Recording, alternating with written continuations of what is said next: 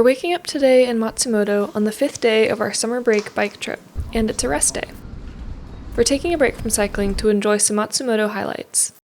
The name Matsumoto literally means base of the pine tree or place of the pine.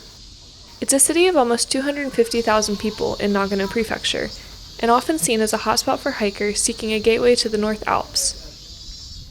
This castle was what I was most excited about seeing, since it's one of Japan's 12 remaining original castles.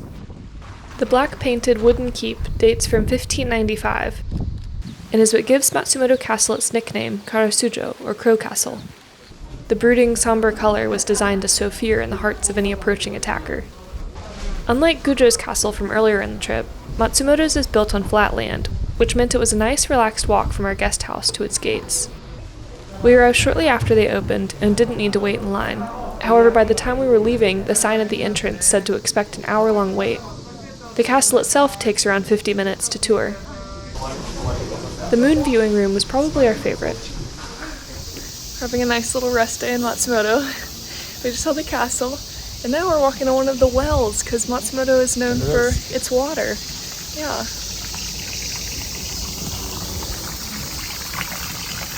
As we walked, we got to drink from many of Matsumoto's springs, since there are dozens of natural spring water wells throughout the city.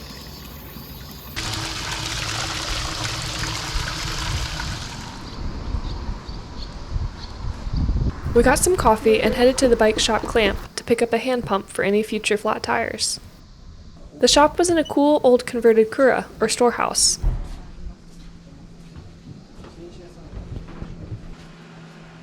We spotted some signs of Obon while walking around, which is a summer holiday to honor one's deceased ancestors. The cucumber horse and eggplant cow represent Shōryoma, or spirit horses, to help ancestors go back and forth between this world and the next. We finished our walk with some ice cream back on Nawate Street. Luckily, the hardest decision of the day was what flavor to get. This one looks really good. Also, this one.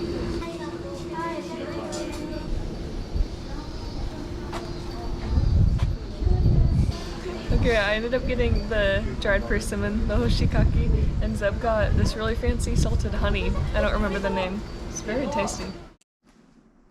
The next day we were up before the sun for our queen stage.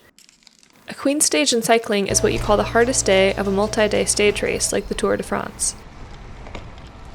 Today, we would be going 93 miles, or 150 kilometers, with 10,000 feet of climbing, about 3,000 meters. Okay, we're starting day 5. It's the biggest day. I'll be good. As we left the city, Zeb got a small puncture in his tire, but luckily it looked like the tubeless fluid was doing its job and starting to seal the hole before too much air escaped. To leave Matsumoto, we took roads that we had driven before, since it's one of the only reliable routes to get over the mountains from Nagano to Gifu. There are a lot of tunnels and quite a bit of traffic, but overall it's not too bad if you're okay riding in traffic.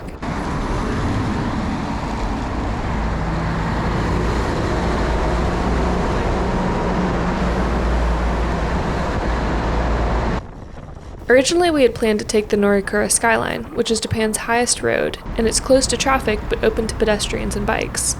However, from reading Google reviews recently, Zeb had discovered that it was closed due to a landslide. The website states that there's no plans to reopen in 2023, but maybe in the future it'll be open again. If you're watching this in the future, let me know in the comments if it reopened. This climb is wild. I just got howled at by a bunch of monkeys. The mountain we passed over is called Akandanayama along Route 158. The neighboring Mount Yake is an active volcano and popular hiking destination, and in many areas along the road you can smell the sulfur and see the steam from the hot water. There's a tunnel that cuts under the mountain, but unfortunately it's closed to pedestrians and cyclists, so we had to go up and over. Would be nice. Just before the tunnel, Route 158 cuts to the right and climbs along a series of over 14 numbered curves. All the switchbacks looked pretty intimidating on the map, but it was a fairly gentle climb with an easy grade, and at the time, a lot of monkeys.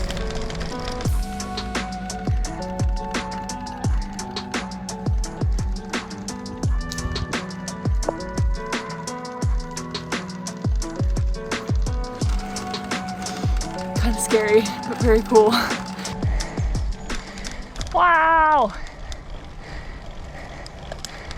Now we can eat some snacks and go downhill. Feels great. There was a great view at the top when we passed into Gifu Prefecture. After this, we would have one more climb before the long descent to Takayama.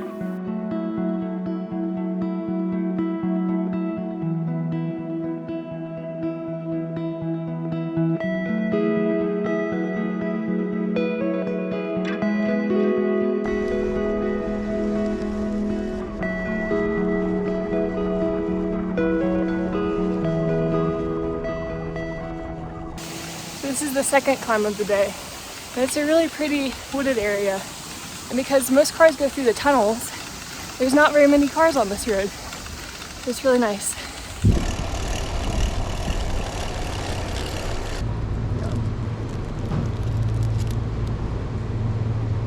At the top of the second climb, we passed the Norikura skyline on the Gifu side, and we could already see heavy machinery and construction workers at the entrance.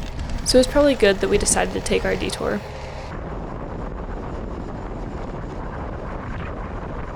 After descending down towards Takayama, we rejoined some roads from day one, which took us through Hida.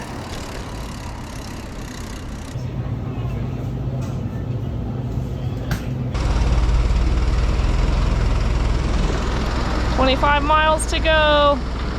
We're so close." From there we went up Route 360 to the Amo Pass.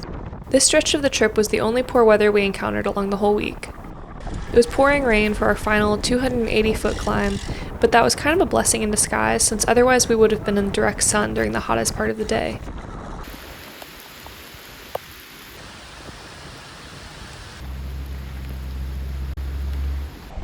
I think this is the top. Wow!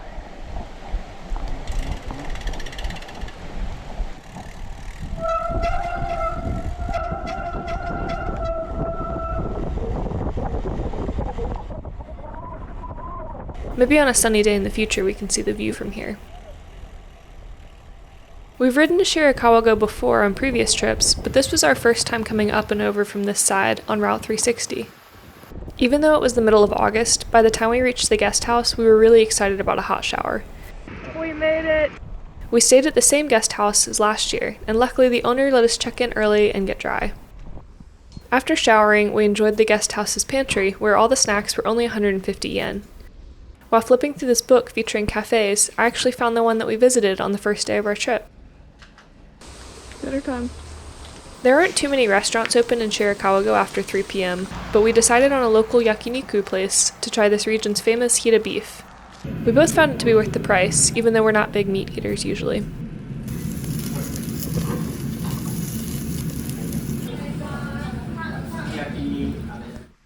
The final day was thankfully a pretty straightforward one. Here we go. So it's 6 a.m. now, so we slept in for an extra hour. Our route followed a lot of what we rode before, but we cut out the more adventurous bits to get home more quickly.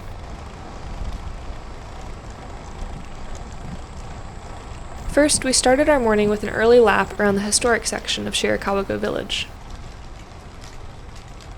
If you live in Shirakawa-go, you must have to get up early, because it was probably only 6:30 in the morning when the town speakers kicked to life and started blaring good morning messages. They started playing Rajio Taiso, or radio exercises, which are warm-up calisthenics that started in the 1920s, and they're sometimes still played in the mornings at school PE classes, workplaces, and apparently in rural towns. So that's what you'll hear now.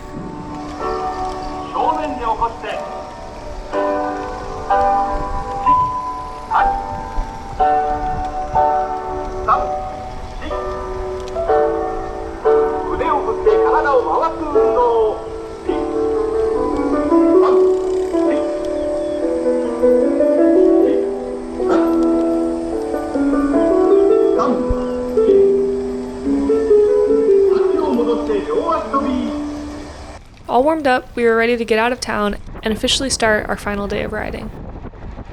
We took Road 156, which parallels the Tokai-Hokuriku Expressway and goes through a couple tunnels.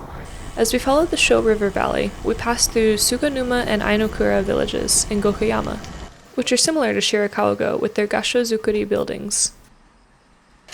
On our previous ride, we didn't go through these two places, so it was nice to have some new scenery. Wow.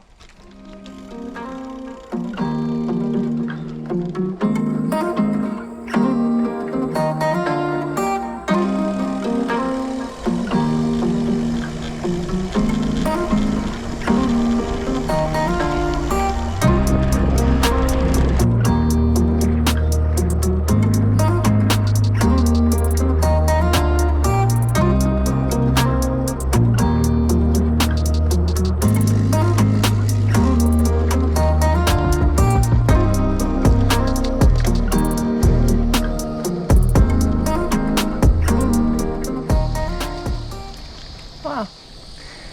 So cute.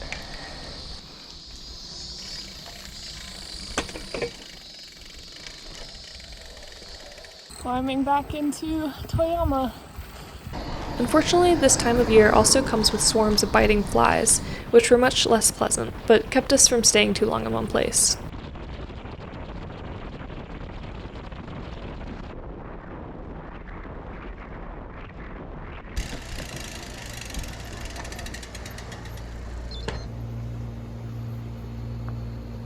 We just have one more climb left to Iwaku Onsen, and it feels really good to be back so close to home.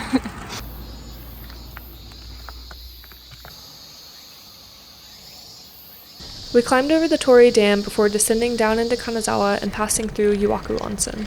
We're in Ishikawa. From there, everything was pretty familiar, and we joined the Asunagawa bike path to take us home along the river.